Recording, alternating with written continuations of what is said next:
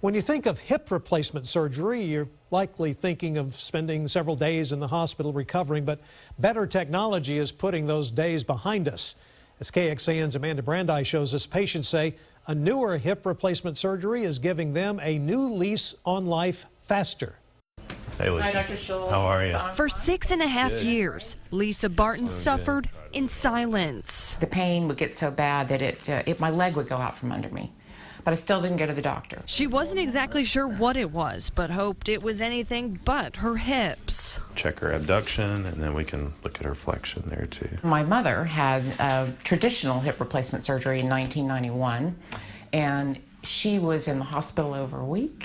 She was in a skilled nursing facility for weeks. But x-rays showed that's exactly what it was. She's a little space here, and then it narrows down to just about nothing right here. And Lisa found herself scheduling a surgery, but it wasn't her mother's surgery. I was able to stand about as soon as I woke up, do everything by myself, walk with me with a walker to make sure I'm stable. The ones that we send home the same day love it.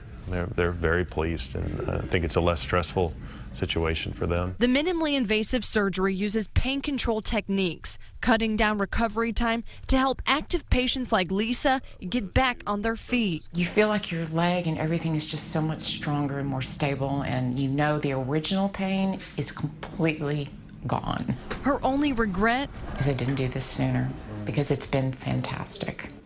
I feel younger, better, stronger.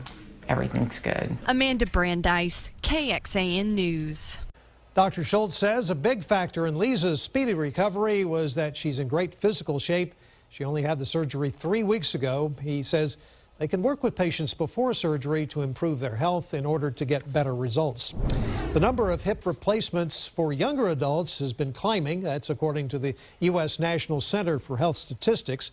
Procedures rose more than 90% in people aged 75 and older between 2000 and 2010, but they increased by more than 200% for people ages 45 to 54 in those same 10 years.